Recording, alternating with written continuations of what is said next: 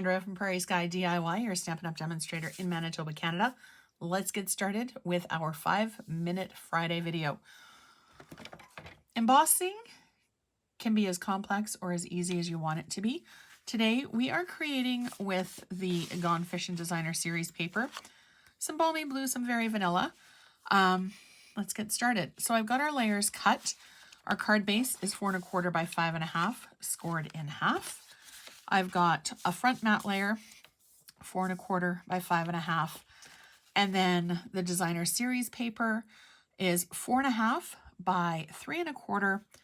And then our mat in balmy blue is 1/8 of an inch larger.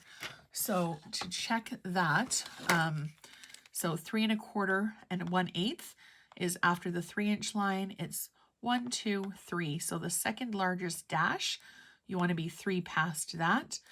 And then 4 1/2, it's the half mark, and then just 1 dash past that. So the second larger line. So super easy, basic scoring for this.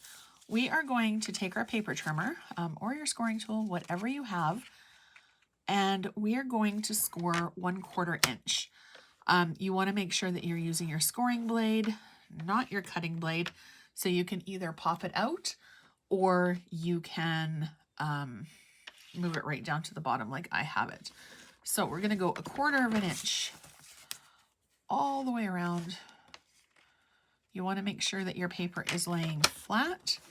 And I like to do it a couple of times each way just to make sure that it's going to give a really good impression. Now, if you do make a little mistake when you're doing it and you get your line in the wrong spot, then all you need to do is grab your bone folder and erase the back side line. Now, you can also do it with a bone folder or a stylus and a ruler just to get your lines really good. And you can add as many as you want. So I think, you know what, I think we might add another one.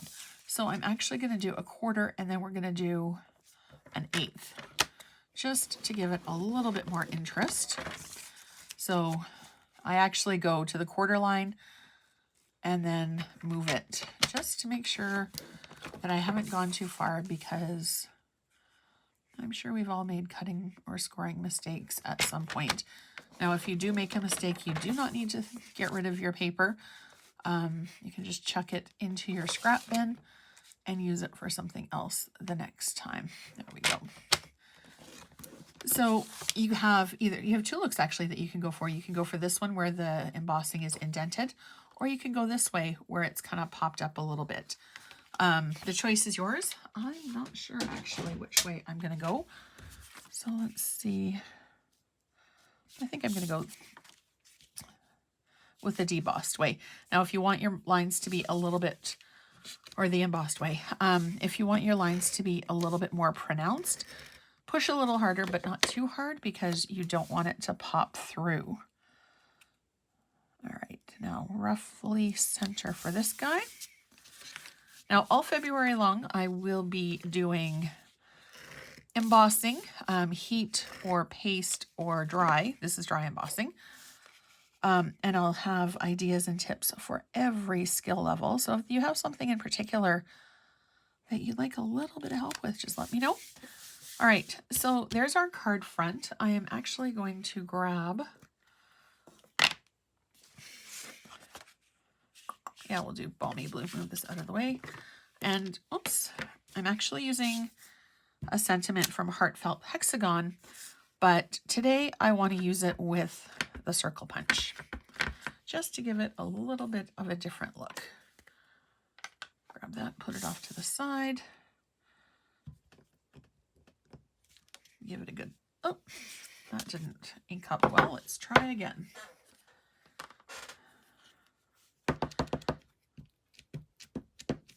There we go. I love Stampin' Up! Cardstock. If you make a mistake, flip it over and try again. There we go. That's a little bit better. So I've got our punch here. We're just gonna aim for centered.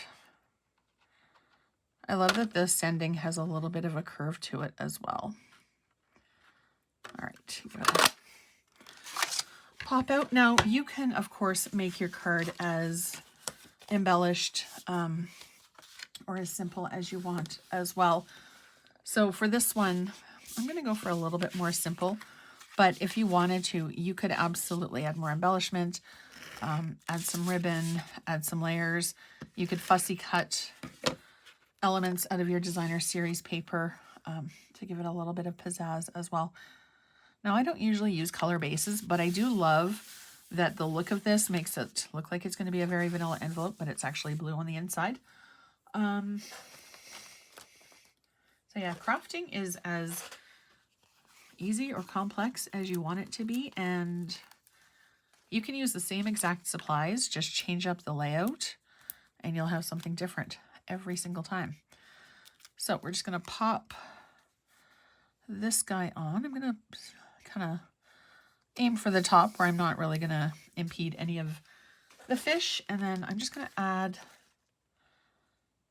some just plain rhinestones, I think. I have oodles and oodles of embellishments, but the basic rhinestones are something that I just keep gravitating towards. And I'm just putting one at each intersection of our score line. And there you go. There's our 5-Minute Friday. Thank you so much for watching. I hope you have a great day, and I'll see you again soon.